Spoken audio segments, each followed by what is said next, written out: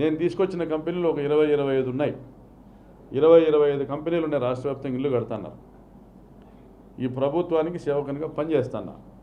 నా దగ్గర కాంట్రాక్టర్లుగా వచ్చిన వాళ్ళు కూడా మళ్ళీ నేను ఇరిగేషన్ ప్రాజెక్ట్స్లో కాంట్రాక్టర్గా వచ్చిన వాళ్ళు కూడా వాళ్ళని మళ్ళీ హౌసింగ్లోకి తీసుకొచ్చిన. వివిధ సంస్థల్ని రాక్రీట్ అనే సంస్థను తీసుకొచ్చిన మళ్ళీ వాళ్ళ దగ్గర నుండి పక్కకు పోయే వాళ్ళకు మళ్ళీ వాళ్ళకి ఇప్పించిన అందరి చాలామంది ఈరోజు ఎక్కడ పోయినా కూడా రాష్ట్రంలో ఈ హౌసింగ్ ప్రాజెక్టులకు సంబంధించి నా దగ్గర పనిచేసిన వాళ్ళే నా దగ్గర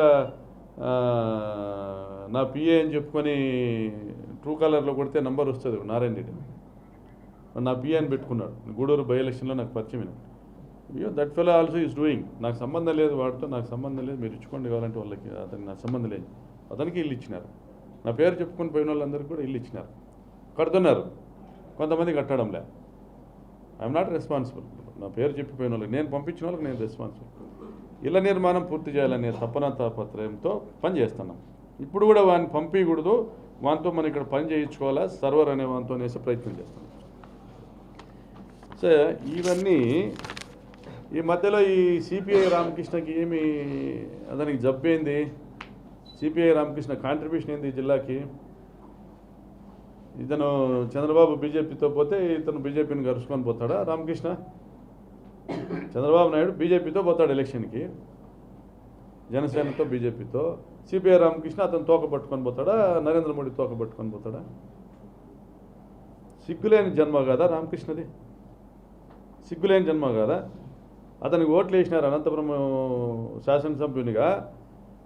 ఆత్మకూరు మండలంలోని మా గ్రామము మేము ఓట్లు వేసినాము. అనంతపురం రూరల్ మండలంలో అందరూ ఓట్లు వేసినారు. ఆ రోజు మీరు ఊరినే కాలనీలు వేపిస్తే మేము ఈరోజు ఆ కాలనీలు పట్టాలు ఇచ్చినాము. మీరు ఆక్రమించుకుంటే ఈరోజు వంకపురం బోకుల్లో మీరు ఆక్రమించి మీరు అమాయకమైన ప్రజలను తీసుకొస్తే వాళ్ళకి పట్టాలు లేకున్నాం.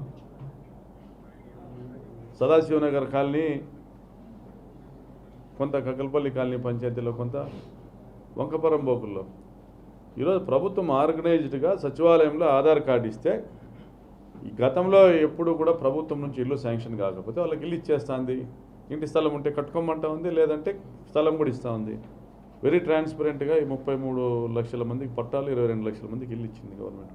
రాప్తా నియోజకవర్గంలో అంతే సంఖ్యలో, అంతే ప్రపోర్షనేట్లో దాదాపుగా 17,000 ఇల్లు ఇచ్చినారు.